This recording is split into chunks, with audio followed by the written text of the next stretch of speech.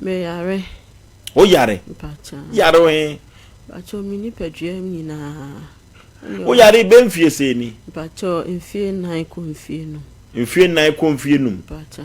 O tu ni pedue num se yade wum. Pacha. Wa chinchina. Ma chini bebele. Edi bronya iwie kula. Ma bia ma ko ba bia to asompre no kwa. Na okunu we, mi hu so no maame nenam. Pacha o fie. Okunu. Pacha. Adenti no amfa wa ma. Pacha o se wo ma me bo na ma ne kula no o se ne nsanim me se me ba ha dia ne nsanim.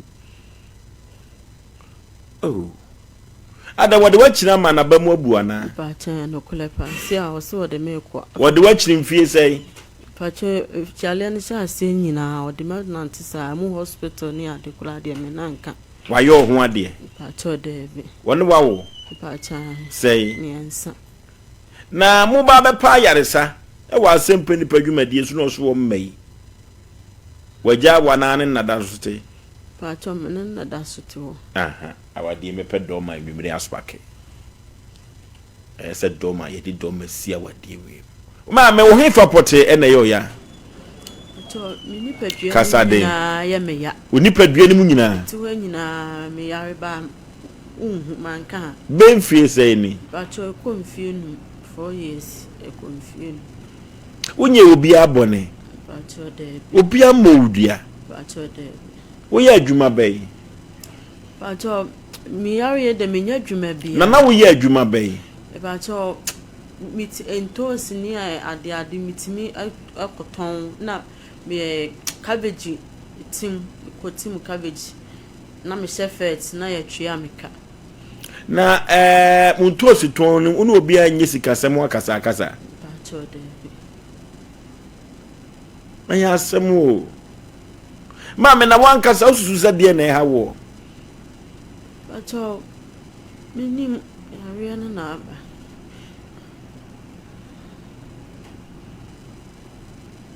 Nkwaji obi akunu. Pacha de. Anya asem o. Mu fie bosom o ho ana. Pacha de be. Kosi koden koda. Enu anu so yade. Pacha. Na wo di chini ye no eduru ba bia de ensem na ye ka kire wo. Pacha ensem de Bebere ni sei. Obi wo ha onka o se de hia ne se obehwemi ama me ho atome obi kan ebi nka obi o se afilifie te se nsem bebele obi aka ne de O maame enkwa oba onkwa no maame ba. Pacha ye mienu. Mo ye mienu oba na be ma. Be ma oba on ne di machi. O na ye pani. Ah. Ka o maame kotimi ba ya ka mebusa ne se wokosere wo firi baabi ana no amfa mu bu ade anko. Ma frene mame. Se o maame wokosere wo firi baabi akwa e ba pani no. Eduru baabi na ukoye bibi o baabi no antua bu amuade a timi ko fa sa nsusuanso we ba. Adenti na ukunu o se wonfa wo ma. Wasa aware foforo ana. Pacha David. Mentiasi ada no so wonfa wo ma. Ze si hano wa o se wa ble. Ohun de onye bi mo so wa ble. O se wa bre. Na wo hwe se maame asabia kusu ntimi nkasa na wadi ne baachi so be pa yare sa ma ne ba mani aso na be mo ne wa wo mienu a wade ne nwuye no wa pa ne ba bi atena so wonde na ba mo abu ontimi fa amba abrante no ngware ne bi menu se ansa na wonfiri kumase nko na wo ahoto na ayare sa ye nyame made a wate mimi wo gidie kase pa so ho beto ansa na wako ana abekwa akoboa ho abakora no a ho beto be man dia na wade eduru babi na so abamu abukura na sikasem no asa yede ya ho oden boa na ka womra waso mu kura ka ya awre kikire nsem enso hwe me pa ne cho nyina enti jano on hweme tese afukura de otimi kasa obe tukwan kula ejame waye na adwene se won pa obi nsa se wo yare se yare na ba se pa se inipa ben me ya etimi ba den e ba se sei yana mi boblim me dance so me ntimi nda ti se me da kula na me ese me da na me boblim ne sa na yare no abanti ya sa na dem ho nyina me no so na me panipa like asonu ka kura wo ho a o se ya de ba mfie se ni 4 years ni o no wada pen 4 years nim sa ono da dia ya de no ma se o hu se me hu ya no abeka nchiri na ya de na ba ya asem ka wakoma to ye mu ate sine mfa pa na members na wo gidie se o ho beto wo ho wo gidie pa ye ti o kasa no menyam na aga kire mi o wo gidie pa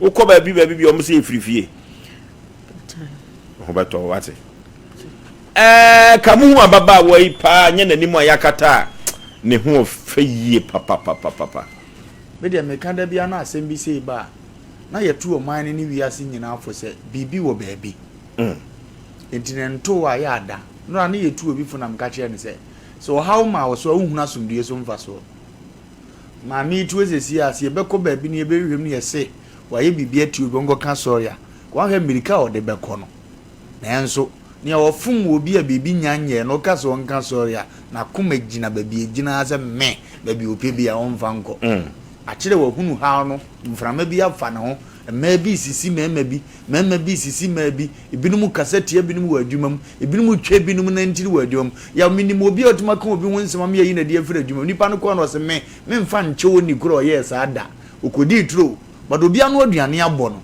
edu ofiri so wonye ebo ne bia yale nim ne yebusa nse nti wonye obi abo no se dabi but we ofisa ne tram obi kofie nipa no ko no se ne odi me ho tro me mfa nche da ono de ne status wo de ne nante ne esi ye bia ne sister hitimi afe no chinchinji eso ayi obi bone onkai bone kro because fanze konkonsa de normal yi na mkokae na ni ba na ho so ohunu se ni pass mesi na makasa de etia no sabita fracha ya no woduru kwan no so wo ye fie wo de ase ntia blabo aye bono da ye kan bi kire wo se nyame dum wasum die kakra wo okunu kakra ana wo ba kakra wo abusua bi kakra na wadwuma kakra ya mane nso wani na bon ban so obi ntimi nwura meye jejefo mfama na ko ba se wo trabo wura obi diem obi ni obi na tifie obi duma kanipa na dinani a nipa ni tu a onfa nche wo ko ha ne da wa mana ni die da onfa nche wo ndi yawo ye nwe sa de ni ye na ye nua ba ye nya ba ndem ni se ye mpanifo ni tie ye den ayaresa be ba yawo na okay eye tanya ayaresa enso ebeba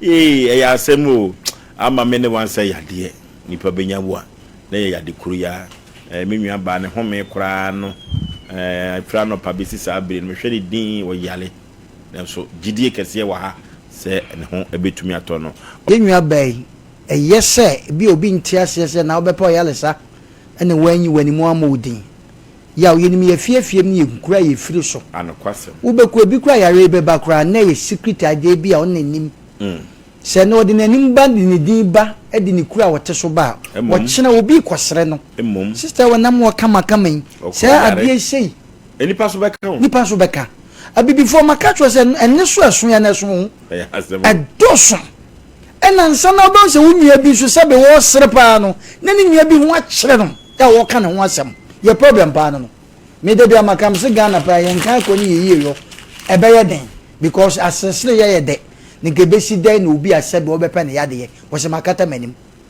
because of ni nua bi kura ofri so ensema ebe kan fa no hwe oba wote wo fefe kama ho fese hwe de bronsam ye nipa ni kunu nanso ni kunu hwe na wo ya mankan che zo me se aha se na woto na se so ho ofe eti be ma do okọ oba o kan se ma kesi egu asuma be very careful yare ne mai se yare ne ba na be ma na obetima tran ho a e na friend se wanya kunu se yare ne ba na oba ne betima tran ho a e na friend se wo yire nyanya tama wo koba na sabe dada ne abia gate ni ayi milo ni ayi sabe pe nam yayi wei come beef ni ade dada enya no e na wo yire de do emema so kwa de kwaku wagane mema bo adaji wo ma mesi ba ba bi te ba bi o bo na so ne so pa de ti we na wote ho wontimi so ti ase eti for better for worse na de bia ye kan me so mo po mo so bi ko ba se de